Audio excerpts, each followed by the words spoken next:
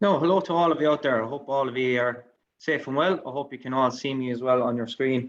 And welcome to this evening's webinar. The focus of this evening's webinar is design and engineering and where to start. Okay, so before we tear off into the presentation and we start looking at this evening's webinar, we're going to just mention there very quickly about certain points in this webinar. We're going to be asking you to give us some answers or give us some questions to ask us on the webinar. So what we have here is by clicking on the Q&A, you can ask us any questions in real time. Okay, so if you click on Q&A there, it will open up a window for you to answer or ask any questions to us. And at certain parts in the webinar, we're going to ask you to answer a question for us. And the same thing again, use the Q&A button there to open up the answers piece, and you can start to ask us a question. Okay. So also then as well, in this evening's webinar, we're going to have a couple of handouts, and those handouts are going to be accessible in the chat. And I have Kieran and Fintan, they're working here in the background, and they're going to be able to put those into the chat and make sure they're available for you. Okay, so just to make you aware that once again, at certain points, I'm going to ask you a question, use Q&A to ask those questions or to answer the question posed to you. But also then as well, look at the chat for any handouts, and I'll tell you when they're going to be in the chat as well. But the handouts will be available to you in the chat feature. Okay. So in this webinar tonight, we're going to be taking a look at, as we said, design and engineering, but with a couple of different key learning intentions. So what are the challenges when we're designing? What are the skills required when designing? And also then as well, how could students communicate their design when they're finished? Okay. Now, to start this whole process off, as I said, we're going to ask you a question, and I appreciate a lot of answers from people out there. So the main question I have for you is, what are the challenges when engaging students with design in junior cycle engineering? Okay, so what do you think yourselves? What are the challenges you face when you're engaging a student in design and engineering? Now, once again, down at the bottom of the screen on the Zoom functions, you're going to see Q&A. So click on that and submit your answers into that. And at a later stage, we're going to have one of the other lads, I think it's Kieran, is going to come into us, and he's going to have a chat with us about what you're saying and what are your opinions on this whole thing. Okay, so as I said, into the Q&A, please, if you don't mind, what are the challenges when engaging students in design in junior cycle engineering? Okay, so if you weren't aware, we have our team this year. This is Ger Duff, our team leader, at the top of the screen, ger.duff@jct.ie. You also have myself, Francis O'Farrell, and francis.o'farrell@jct.ie. You have Fintan Walsh as well. He's our advisor in the engineering space as well, fintan.walsh@jct. But in the middle, you've got a brand new advisor this year, Kieran Callahan. A lot of you might be aware of him from meeting him in different spaces within the engineering sphere. But Kieran is new to the team. We have a change this year. Ignatius Deneen has headed back to his school, and we have welcomed Kieran into the group. And I'm under no doubt we'll meet him at later points throughout the year. Now, also then as well tonight, we're very lucky to be joined by Jane Doherty and Trevor Galvin. Jane and Trevor are two of our associates, and they're heavily involved in this evening's webinar in terms of running out these strategies in their classes and engaging their students in a little design challenge. And we really do appreciate the two of them getting involved with this whole thing and being available to speak to us tonight. So they're going to jump into us in with us later on in this evening session. Now, when we take a look at design engineering, where do we see it? And this means throughout our specification, throughout our experiences of junior cycle engineering. Well, we definitely see it in the key skills. And we ourselves have pulled out some areas which we find in the key skills. Communicating, the students will be compiling and presenting research and ideas.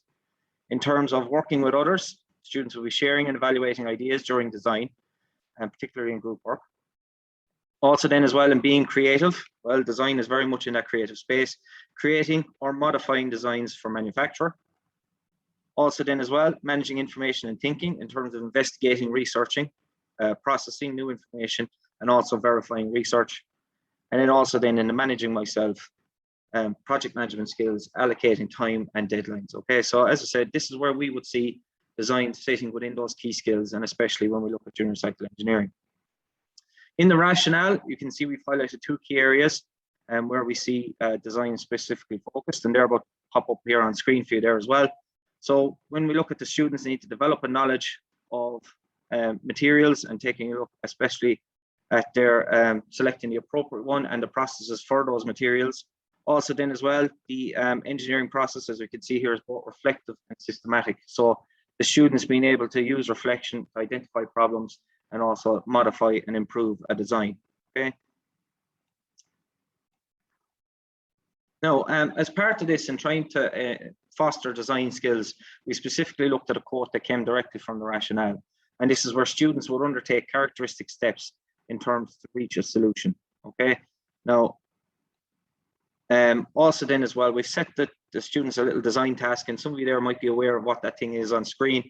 And the original picture there of the 3 buggies put together was seen on CPD Day 2019-2020. And that was rolled out with 3 different individual ways in which they were controlled. What we've done is we've set a challenge, and we'll explain later on, but as you can see, here's one solution to that challenge created by the students involved in this whole process. Also, where do we see design in terms of junior cycle engineering and the specification itself? Well, we have one strand completely dedicated to design application, and that's strand 2. There are 12 learning outcomes in this strand, and specifically mentioned design, we have 5 of them in particular. So 2.1, understand the key stages of the engineering design process. 2.6, to use relevant information to enhance design and function. 2.9, to modify an existing product or design, which is especially looked at, especially in this evening session. Also then as well, to present ideas through modeling and prototyping or using appropriate media.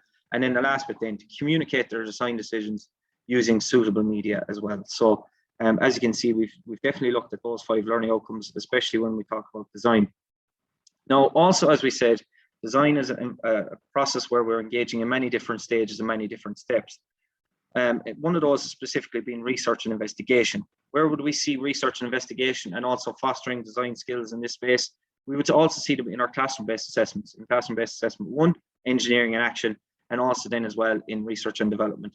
So as you can see here, we have investigation and presentation on an application of engineering, and then in the research and development, researching an aspect or a theme featured in the SEC project. Now, as I said, they're an integral part, research is an integral part to those classroom-based assessments, as it is to the design process. Also then as well, where would we see that in terms of the SEC component that is set out, or the project coursework that is put out at the end of the year for us to engage with our students in 3rd year. We have in the original idea of the project itself, there was supposed to be a design element, but as we might be aware, the assessment arrangements due to COVID, they've decided that the design element for coursework will not be completed and presented for in this year, just in this year. So we'll be back in action next year. And that is the design brief, the design portfolio, and also then as well, the design realization. Now, when we take a look at the design in junior cycle engineering, this is the project. And I hope at this stage, all of you might be aware of this one here. And just to make you aware of it, after seeking further clarification from the SEC, the design challenge or the design element of this project this year intended was to be the chute at the back. So the return chute for the ball at the back of the hopper that you can see in red, which is the STL file and the 3D printed file that was sent out to you. Okay. So we've come to a point in the presentation where I'm going to be quiet for a couple of minutes. I'm going to ask Kieran if you wouldn't mind jumping in there, and if you wouldn't mind giving me back some of the feedback from yourselves there. What have you said about design and engineering? What are the challenges that you see in terms of doing this?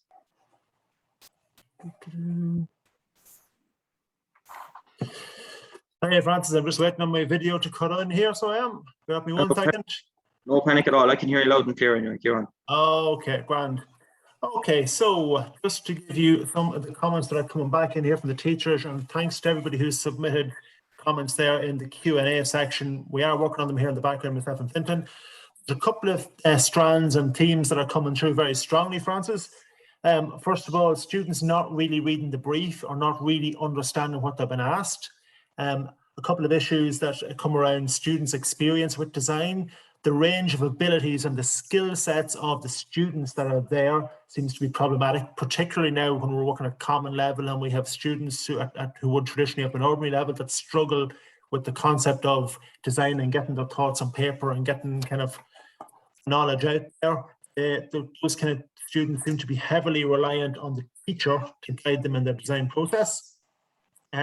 communicating that, sketching, been a big problem for students.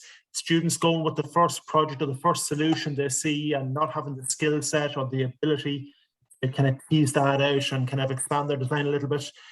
Students not doing mock-ups of designs, again, just going with the first one they have. And another common thread in the comments there is the time management of the kids, that they don't understand that if they have to work with their time. And the comment was about the junior cert, the traditional junior cert project, where design was left till the very end and kids run out of time on it. They didn't understand that there's something they could have worked on as they went along. So that's pretty much the thread and the theme of what's come back from the guys who are online there. So again, thanks very much everybody who has submitted a comment on that. We are reading them all. We're working on them here in the background. Any questions, we'll give a step back. Okay. Thanks, Francis. Cheers, Kieran. Thanks a million for that. Appreciate it. So once again, thanks a million to all of you there for those answers, and really do appreciate you getting involved in tonight's webinar. Now, when we took a look at this as well in terms of design and engineering, there's also the real world out there where we have industry and where we also have different areas of design. So we have a video here in a couple of seconds that's going to come up from our arts and junior cycle section, where they have been involved with 2 people. And we have Dominic, Dolan, a Silversmith, and we also have Cormac Ó'Conaire, who's a product designer. And what we have here is a quick little video. It's about 3.5 minutes long, and we're just going to watch it here. And the question I would ask is are any links to the challenge you think you face in the design that you've referenced? So when you're engaging a student in, do you see that there are any links or there are any different ideas that these 2 people here who are involved in design day in, day out, do they mention any of those things? Do they have different strategies, or do they engage in different areas in terms of building this up or alleviating those skills? So we'll just start the video now. The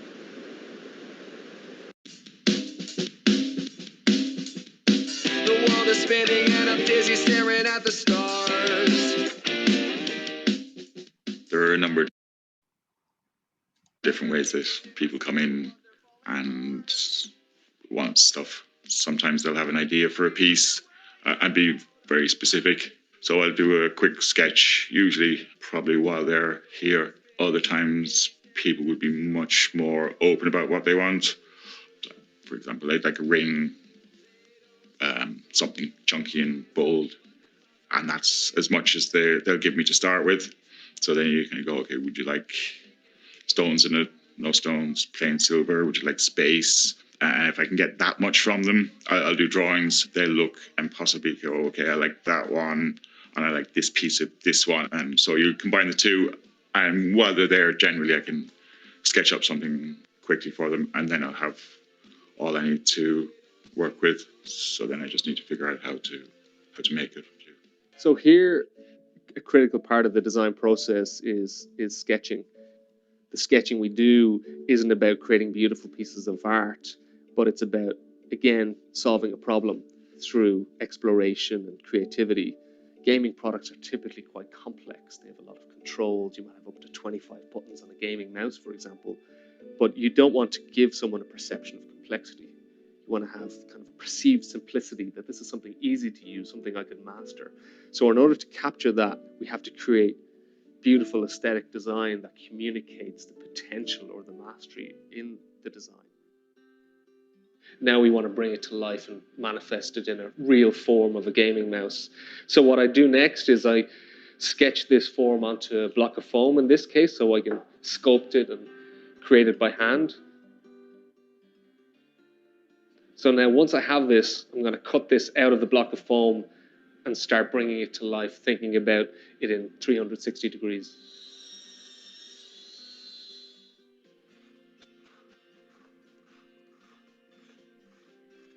We would then scan this, bring it into the computer, and start shelling it out so we could 3D print different parts, shove electronics in to create working prototypes of it, and then go back to the gaming community and test it with them. So after doing multiple rounds of testing working prototypes with gamers to fine-tune the precision of buttons and controls and details, we've worked very closely with our engineering team and design partners and with the clients.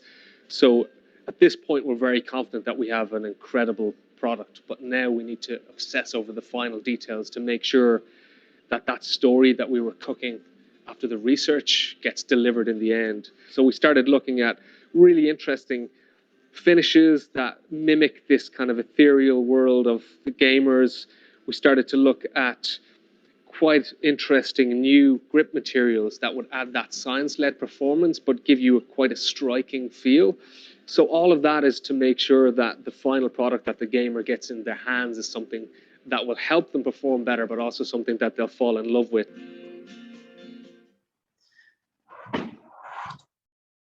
Oh, there we go. So I'm back. So as you can see in that video, that the two involved in it definitely engaged in a couple of different areas, such as sketching.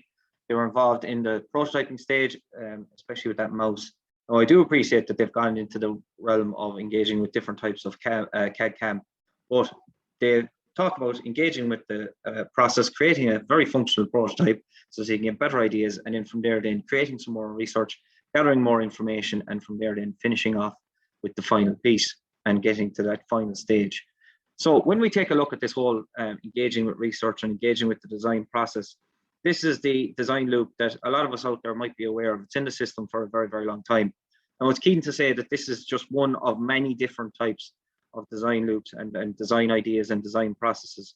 But definitely, when we look at the one that we have on screen, it talks about at the start of this whole process and at the start of everything, that we should start to analyze the brief or engage with the brief. And it's great to hear that from the people out there watching this, that you've mentioned that students struggle with this space, but also then as well, the gathering of information and building up the information from the start. Also then as well, that it does say that these are just 2 steps in it. And the webinar here is going to focus on ways to help you get started in this whole process and ways to help further develop this with strategies. But also then as well, this does not mean that these are not useful as you progress through this design loop.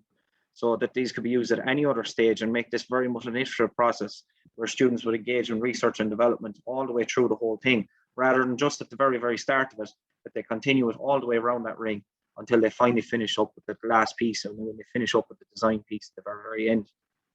And even at that, there is a space for students to engage with research and analysis and try and bring back as to what it is and what they have done and how they could improve it and probably further develop it. Also then as well, when we look at it, we did ask students about this, and we asked them about research. One of the things that we've done ourselves is we've put together a little mind map here that talks about why would we research and why should we engage with research. I'll just give you a couple of seconds there to look through it and see it on screen before I start talking to it.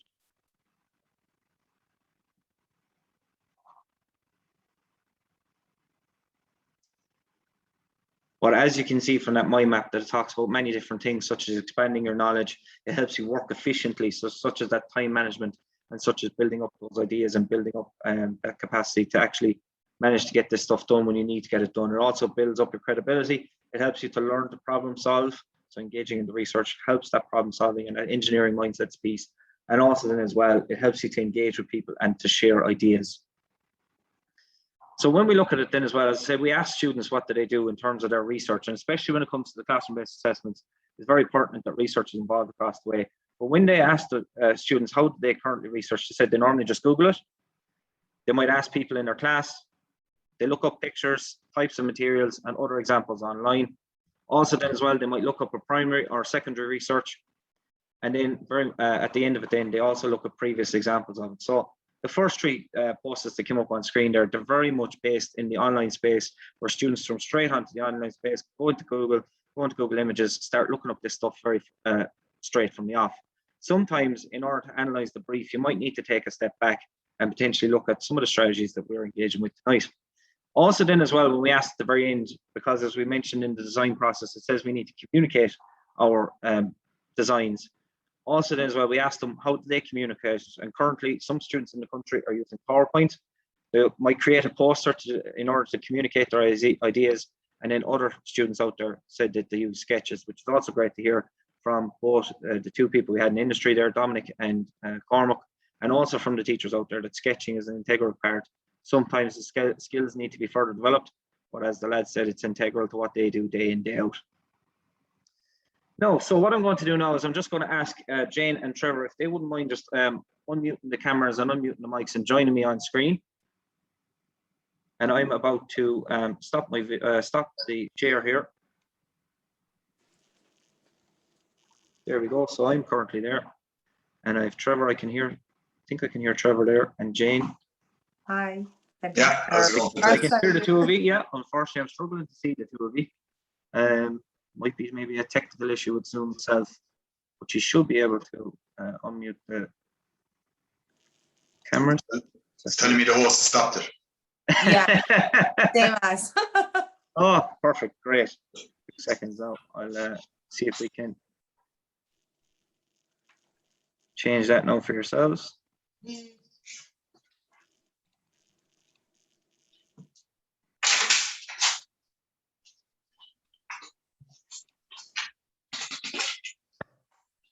And here we go. No, let's see if you can try and unmute there now. Let's see. Oh, there there we we go. go. There's Jane on my screen. And Howdy. Trevor, there's Trevor as well. Very good. Excellent. Brilliant. Those things. Great. No, apologies about that, folks.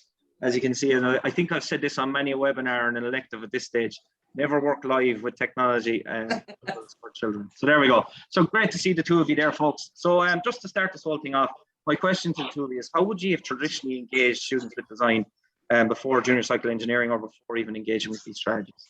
And we'll go to Jane first. Thanks, Francis. Yeah, I suppose it was always something that was quite difficult. Students, and I can see from some of the questions that are coming in, students do struggle with it. They always did. And I suppose it was something that I always tried to work a little bit with them on, not too successfully. But before, I used to always do this deconstruct a pen challenge with students. So they'd take the pen that was in their hand and they'd take it apart and they'd try and figure out why it worked the way it worked, like just the simple click pen. And I used to kind of, first, a lot of students, that used to help them kind of break down how it worked.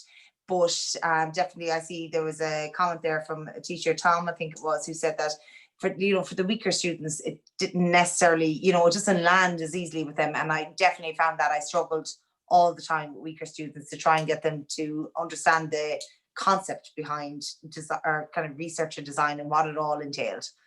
Very good. Excellent. Thanks, me and Jane. And Trevor, you want to unmute there and discuss about your experience of engaging students in design before all this happened?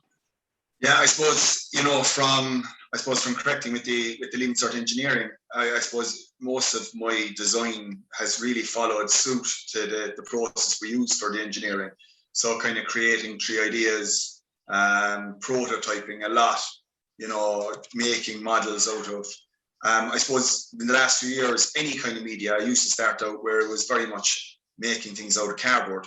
But I've noticed in the last few years, a lot of students are using Meccano and using Lego a lot more, and they have a lot of it at home. And what some of them are actually beginning to use is, what's it called, the Minecraft. That they're actually, I suppose they're comfortable in that space, and some of them are actually just creating things on Minecraft. And I don't really know how it works, but it 1 or 2 lads have produced it. Now that's not a case of that everyone in the class uses something like that, but I've seen it come up every now and then. But definitely I think the prototyping, it gives them a sense of scale.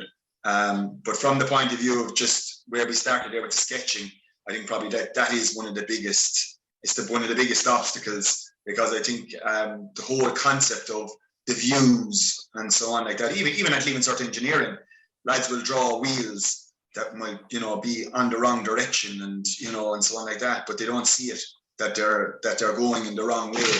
They don't see it in the sketches, and I think that's probably the biggest stumbling block there. But I think definitely following my most traditional way was following the engineering way and prototyping, really.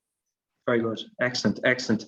Now, I'm just going to share my screen here again to everyone. So just before we go into this here, we decided to set a challenge to the 2 lads here sitting in front of me, Jane and Trevor, and we asked them then to engage the students in a little challenge of modifying, as I said earlier on, the buggy that we'd seen previously before 2019, 2020. And also then as well, we allowed them to use this as a stimulus to engage the students in detailed analysis. Also then after that, we asked them to engage in a strategy called See, Think, Wonder. I'm just going to wait for my Zoom to act up with me here. There we go. So when we look at it here, See, Think, Wonder, and the students were given the stimulus in front of them, and then they were asked these 3 questions. What do you see? What do you think about what you've seen? And also then as well, what does it make you wonder about this whole thing?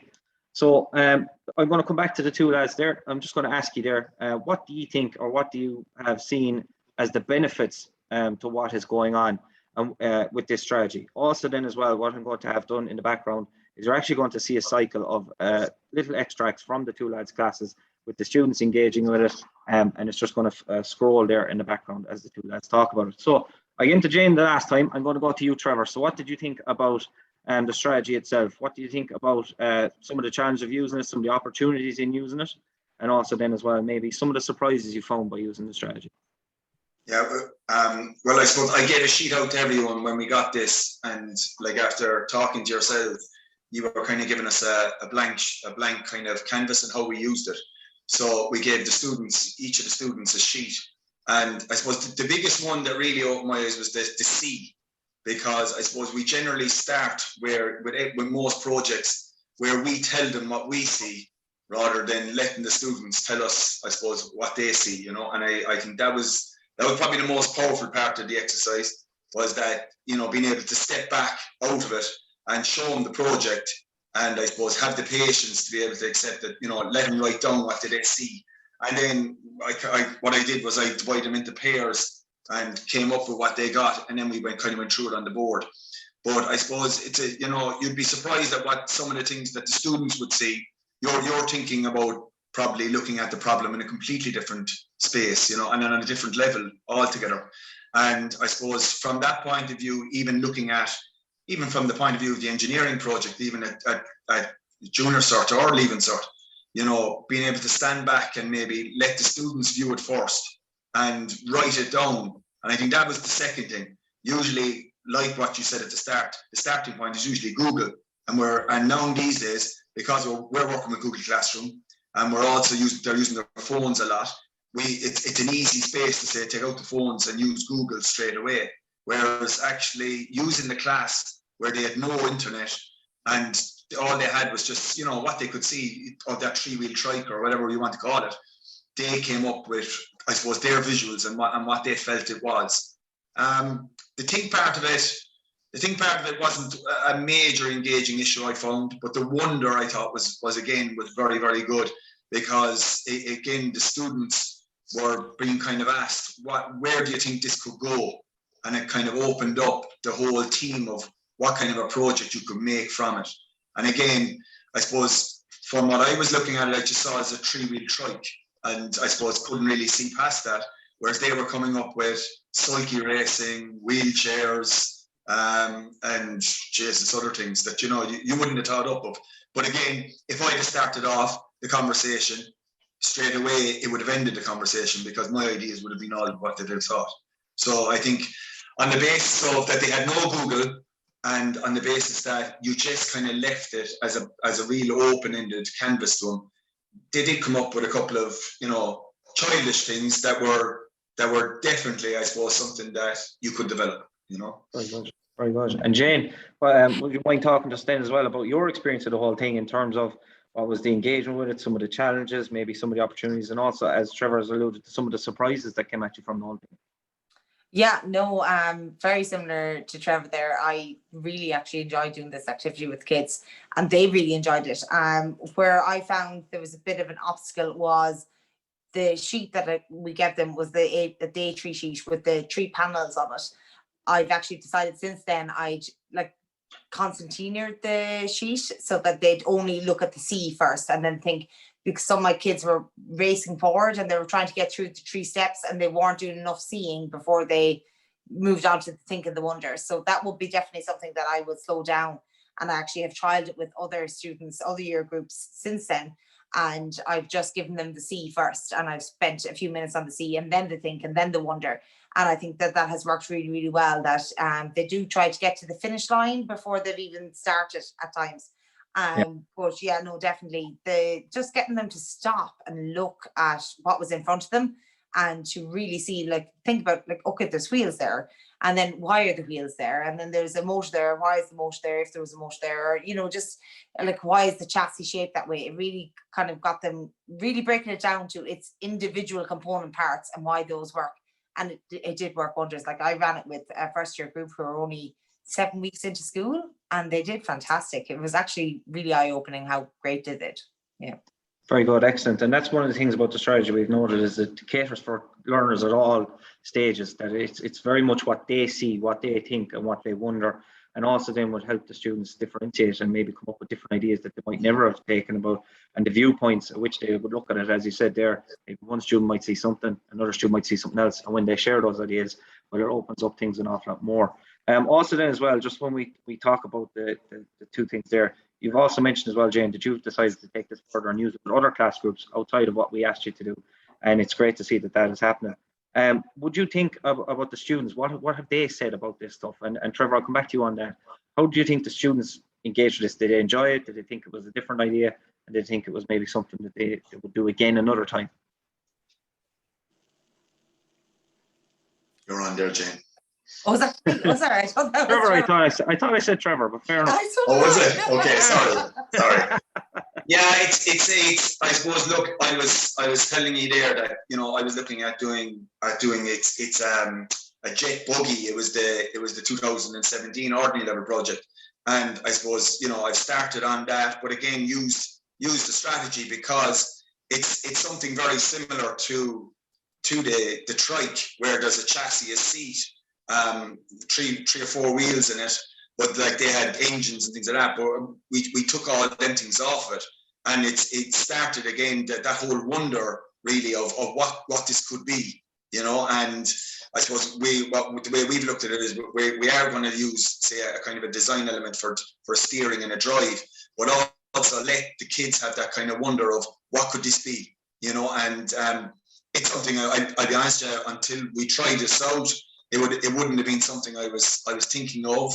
I would have seen the project and I was looking at the steering definitely, and I was looking at a drive mechanism, and I was looking at it through the whole lens of, I suppose, mechanisms and maybe CBA, that kind of a way.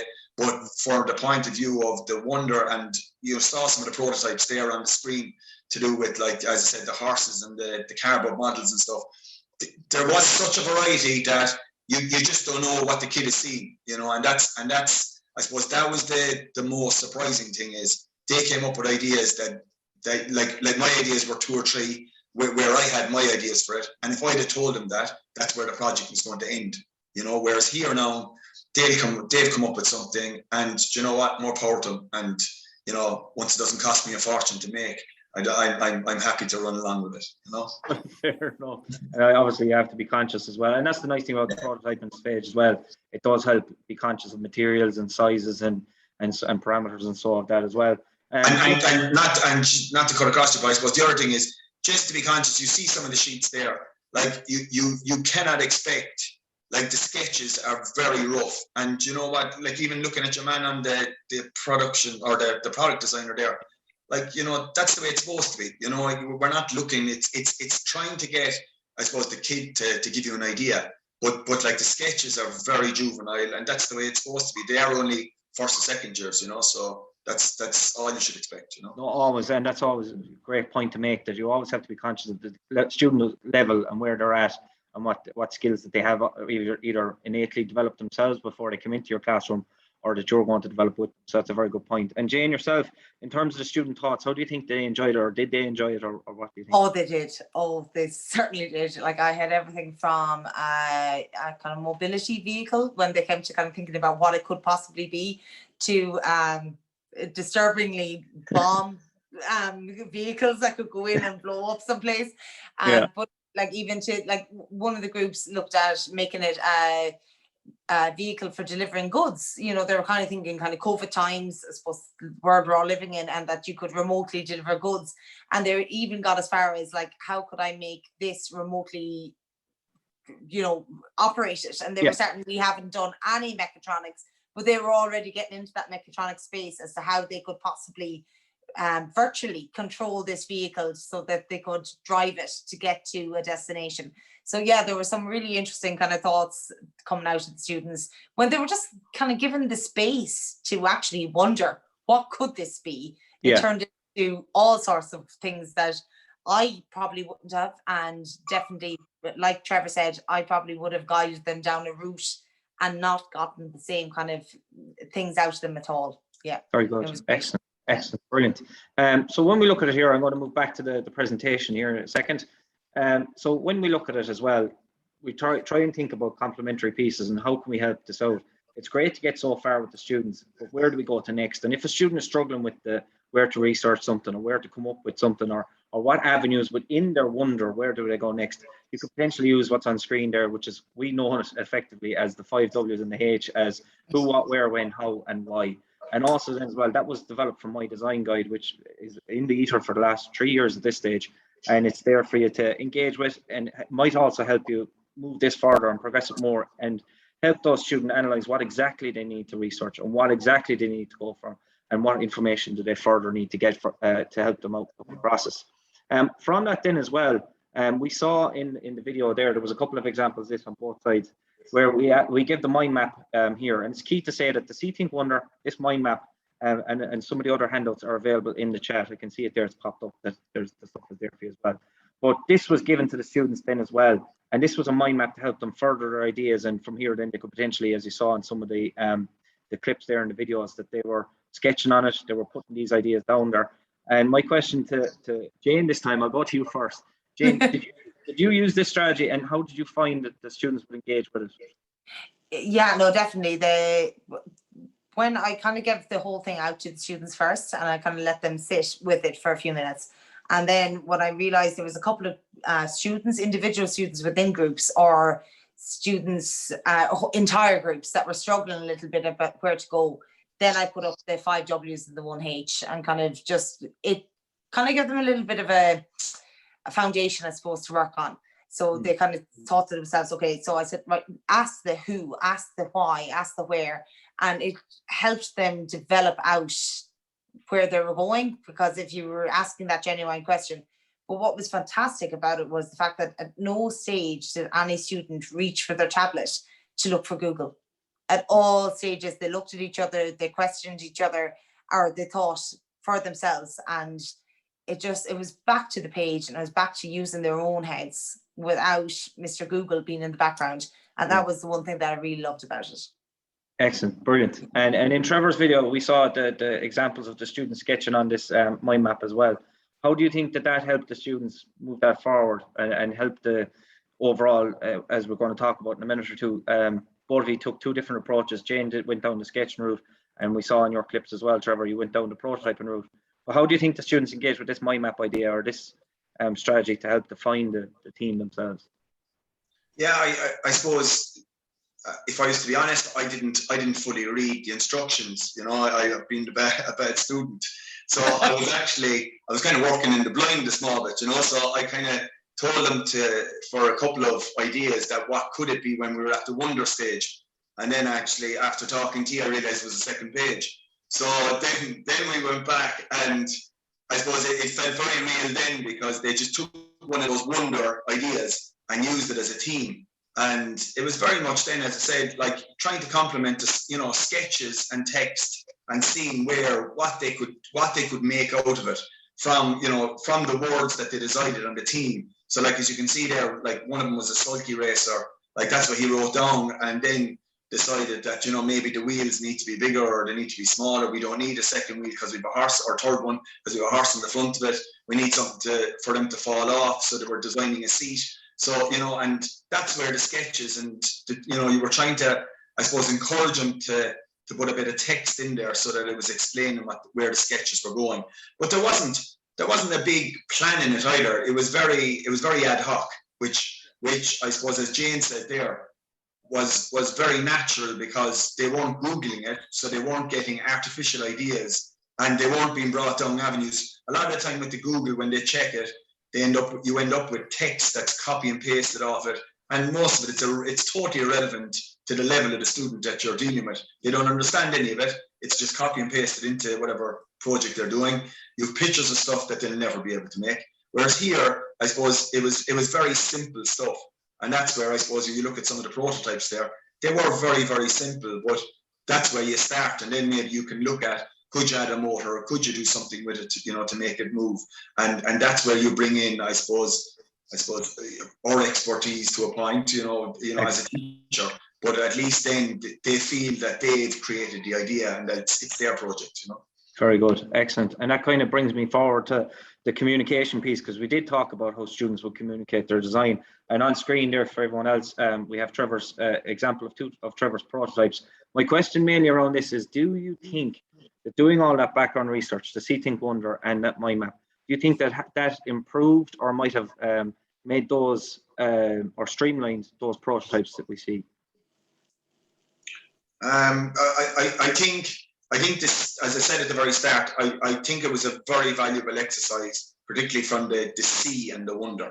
You know, I think the students, it was definitely encouraging students, and even if we were to show them a video now of even a racing car for this year's Leaving Cert engineering project, and just show them the video and ask them to write down what did they see before you even started the Leaving Cert engineering project, I'd say you'd get students, you know, really looking at the project that bit more and looking at what's happening, and you know, rather than starting, I think we have an obsession now at this stage with starting at Google, which I suppose at times ends up that we end up with streamlined projects, you know, because everyone, at the end of the day, if you Google anything, the first 10 hits is what every student gets, you know, so we end up, unfortunately, with the same ideas in everyone's project, you know, whereas this way, I think it might, you know, you might result in a bit of variety in what the kids come up with. Brilliant, excellent, excellent. And then with Jane, just to make you aware of it, we gave these 3D sketching things. That's the model itself in 3D has been made opaque and transparent and has been put on the page. And also, once again, that's in the chat in terms of a resource for you there as well. But Jane, how do you think using that strategy, such as having the model in that space, how do you think that helped the students or developed the students a bit further? Yeah, no, it broke the ground for them. There was already something there for them to work from. They weren't working from a blank page. Like a blank page, I feel, and I've noticed with my students, it's the hardest place to start from. You know, where do you start your pen or your pencil? Whereas this was giving them that starting point, and then they were able to add to it and they were able to build on it. And the chassis was the chassis that they had seen, so they were able to actually kind of, what would I add to it? What would I take from it? You know, that kind of way, that it just kind of, it gives them that little foot up. So they weren't starting from a blank, because a blank is a very, very hard place to start from. Oh yeah, absolutely, 100%. And even one strategy I've heard on the road, which I hope you don't mind me embellishing, is that I've heard to give a student a page with a border on it. And that takes away that blankness and takes away where to start. So no, absolutely, I would highlight that was one thing I have heard as well. And it's great to hear that is something that you appreciated as well. Excellent. Now, when we take a look at this, we're nearly at the end of our session. But when we take a look at this, we hope that throughout the whole process that we've seen so far, that we've seen these key skills being developed by the students. And as the two teachers here, Jane and Trevor, have said, that we've seen a lot of these things happening, such as the skills, such as presenting, developing these things, creating and modifying the design, especially when it comes to repurposing the buggy, sharing and evaluating ideas. And it was great to hear Jane said that it was really great that they didn't go to Google, didn't do this, that they decided to swap between each other and have those conversations. Also then as well, potentially it might help with the allocation of time and spending time on particular parts of the project and developing things a bit further.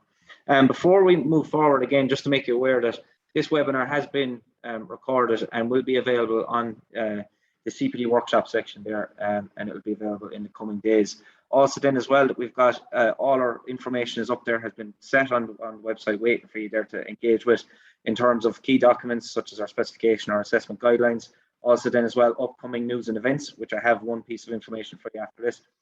Also then as well, as I said, the CPD workshop, such as last year's presentation, also all the webinars are currently sitting there as well, and any of our electives that we've engaged with within the 4 subjects in our suite. Also then as well, in terms of planning, we have our planning documents and our planning resources, such as our planners, our digital planners and our units of learning planners. Also then as well, in the assessment and the resources, we've got loads of different things, especially for dealing with socially distant classrooms. Also then as well, some of the online resources that you might not have been aware of or might not have seen. Now, as I said, I do have a piece of news and I do have an event upcoming for all of you there. And that is that we have our manufacturing in the classroom, the 3D printing elective is going to be up and running again this year. Now, I say again, it was run last year in conjunction with 3D WIT, or 3D WIT to be more specific, also iForm and ourselves in Junior Cycle for Teachers. It is going to be hosted online for 4 sessions in the evening time. As you can see on screen, November the 9th, November the 16th, November the 23rd, and November the 30th. So it is up and coming. If you want, you can use the QR code, and that will take you directly right now to the sign up form if you have any interest in it. It also does say in the little sheet there that we have in front of you that 3D printing knowledge is not necessary. It's advantageous to you, but it's not necessary. They'll take you through the whole process from start to finish. It also then states that depending on COVID guidelines and in the new year, in January or February, they plan to have on or face-to-face sessions where they're going to meet in 3 separate centres across the country and run out with more CPD in the space of 3D printing. Spaces are limited, so I would recommend that if you do have an interest in it, to sign up and get involved. And that has also been sent out to our mailing list, which also highlights the importance of getting involved on our mailing list. So please do sign up to the mailing list, and all that information is posted out there as well. And then the last part as well is that if you look on our Twitter feed, this has been put out on our Twitter feed as well and is available for you. Now, just before I'm going to stop the share here, I'm going to come back to the 2 teachers there, Jane and Trevor. I just would like to ask there, is there anything there that you would highlight as a final comment on this whole strategy and engaging students in design with this process that we've taken care of? Trevor, I think you're on mute there, Jane. Oh, anyway. sorry, I'm mute. Sorry, I was No, but by default, so because Trevor, because Trevor unmuted first, we'll go with you. So, have you any final comment for me, Trevor? I suppose, expect the unexpected, and don't expect too much is what I would say. Be realistic, and whatever they come up with, possibly, as I said, the prototyping is something that it gives them an opportunity to create something in whatever medium they want and see what they come up with. And then after that, it's up to yourself whether you want to run with it or not. But I definitely think it's a worthwhile exercise. It's another way of looking at it is what I would say, because even it's funny, we did this with second years, and then the following day I brought in a suite of laptops to do a Leaving Cert engineering project, and it's very much following the system, of researching it and going on to Google and looking at the 6 parameters of a brief and following it, and unfortunately that is the reality. But my point is, I suppose at second year, you're trying to, maybe your first year, there is that innocence there, that maybe that wonder there that they'll come up with something completely different, and then on the flip side of it is, from a teaching point of view, they'll probably come up with an idea that might be a great project for you to make, with them, and it's them creating it rather than you sitting down trying to sketch something, let's flip it back the other way, Very good. And Jane, I'm going to open up to you. Have you any final comment to make on the whole thing? Yeah, I suppose just, the fact that I've used it since with other years, I sat down when the 3rd year project came out, I sat down with the 1st years and 2nd years, and we did the whole See, Think, Wonder on the 3rd year project.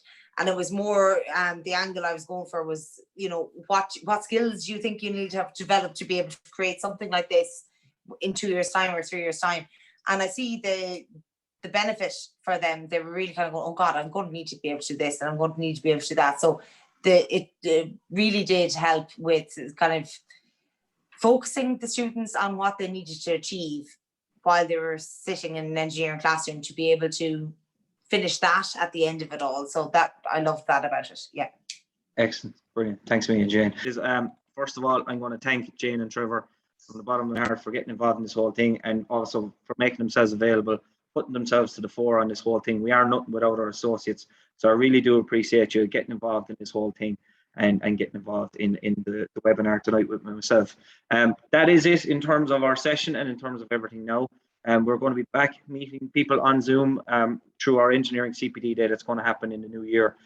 So as you can see here, our engineering online CPD day 2021-2022. So that is tonight's webinar. Once again, thanks a million to Jane and Trevor, especially, for getting involved.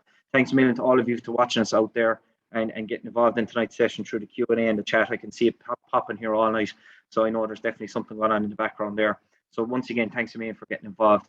I'm going to leave this thing staying online for the next couple of minutes, just so people can get some answers to their questions back from the 2 lads. But we obviously do have to close this off in a couple of minutes' time. So if you haven't got your answer by the time that I've stopped tonight's session, that we will get in contact with you in the next day or two to get those answers back to you, because we really do appreciate you getting involved, and we always want to answer as much as we possibly can. So once again, thanks a million to all of you. I hope tonight's webinar finds all of you nice, safe and well, and families, friends, the whole lot included in that. And with all that's going on, we will definitely hope to see you in the new year and have these conversations again about engineering, design and engineering, and other things up and coming in the next couple of weeks and months. Okay, so from myself and from all on the JCT4 engineering team, and from Jane and Trevor, good night to all of you, and we'll see you again in the near future.